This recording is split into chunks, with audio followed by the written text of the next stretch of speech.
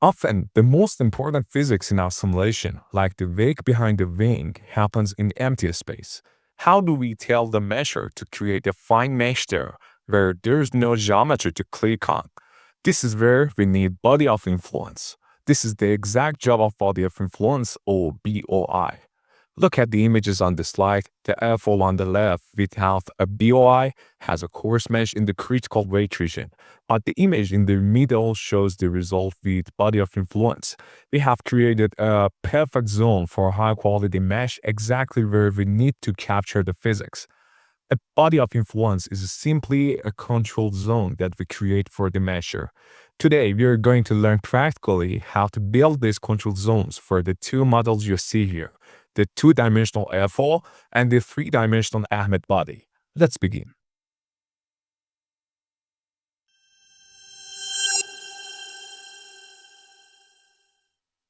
Welcome back, everyone. Today's session is very important. This is why we dedicate an entire session to it. So, as you remember, in our last sessions, we learned fantastic tools for learning the mesh on our geometry. We could select faces, edges, and bodies to make the mesh smaller. That's perfect for what happens on the body. But in CFD cases, the most important physics often happens away from the body. Look closely at the area behind the car. You can see the pink shear layer where the flow separates, and you see the blue vortex shedding that creates the complex turbulent wake. To get an accurate simulation, we absolutely must have a very fine, very high quality mesh in this entire area. So here's the big problem. How do we tell the measure to create a fine mesh right there in the middle of our empty fluid domain? There are no faces to click on. There are no edges to select. This is exactly why the body of influence was created. A body of influence is a virtual shape, a box, a cylinder, a sphere, anything that we create for one single purpose, to tell the mesher everything inside this invisible box needs a finer mesh. It's how we put a container of high quality cells exactly where the most complex physics is happening. So in this session, we're going to apply it practically, considering a 2D airfoil and also a 3D Ahmed body. Let's begin our practical guide using and considering this 2D Naka airfoil. As you can see, this airfoil is placed near the ground, and the initial grid shows triangular cells over our 2D domain with the smaller grids around the airfoil itself. But the point is that we applied bound layer on the walls of the airfoil, as you can see here, and you will learn this in the next sessions. And this is another essential tool when it comes to aerodynamic analysis. And also another 5 layers of inflation on the ground to capture the flow behavior. The point is that based on the general assumptions of our grid, we employed 1 centimeter cells for the whole entire part. But as you already know, we need to capture the flow physics behind the airfoil, where the flow separates from the walls of the airfoil, and then this region, what we call it the wake region, needs to capture the turbulent effects that is forming due to vortex generation. So this is why we need to apply a specific and a smaller and finer grid over this area. But how can we do it? Because as we said in the previous session, we learned some local sizing options, but we need to have any face, edges, or anything that might guide us to select it. But for now, we do not have anything in this area.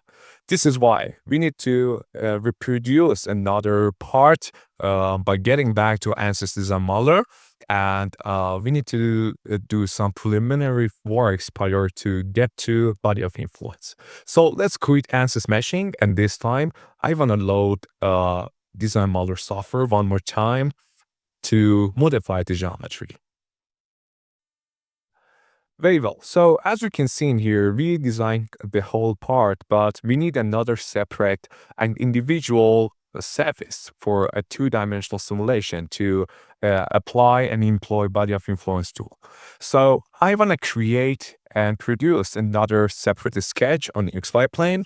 From the sketching tab, I want to detect and create the rectangular zone that I aim to produce a smaller grid.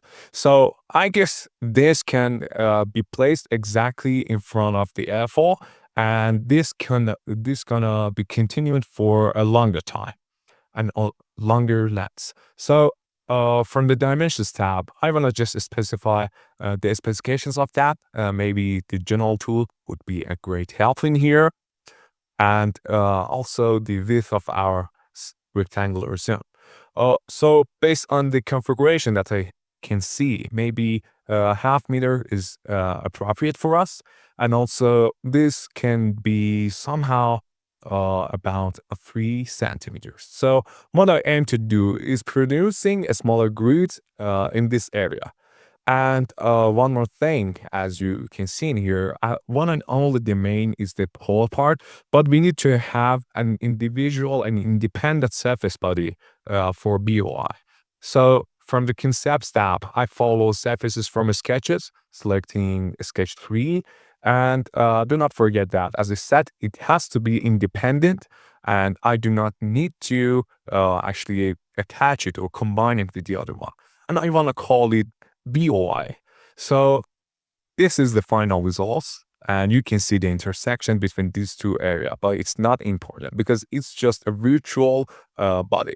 So let's get back to ANSYS Meshing regarding a new geometry.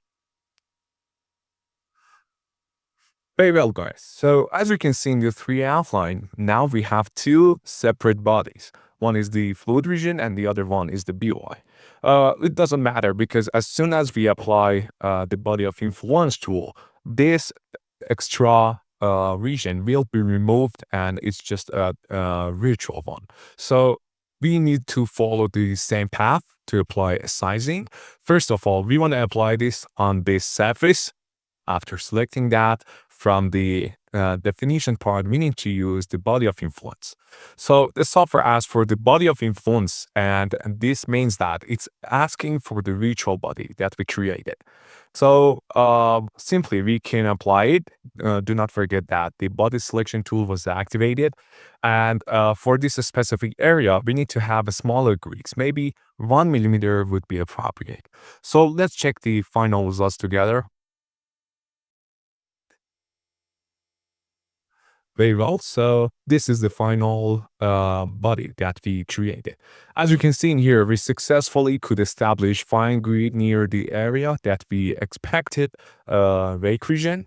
And in this way, without any actually extra part in our final mesh grid, we could somehow manage and control the computational load and total number of elements while using BOI technique. So this time, let's get to a 3-dimensional example of us. It's Ahmed body. Here is the famous 3D example, the classical one, the Ahmed body. As you can see, the only difference when it comes to 3D bodies for applying body of influence is that we do not need any extra surface this time. We need a body, a volume. And this is why you can see around the Ahmed body, we needed actually rectangular zone. And for producing that, on Z explain, I created actually rectangle. And as you can see, by just applying an extrusion to it, following an add frozen option to have it completely separate, we could successfully have the whole body, but also the body of influence region. And here we go with the ANSYS meshing. The whole path is the same. We need to insert a sizing. First of all, selecting the whole geometry and then following body of influence with selection of our specific zone, the virtual part, and applying 1 centimeter size.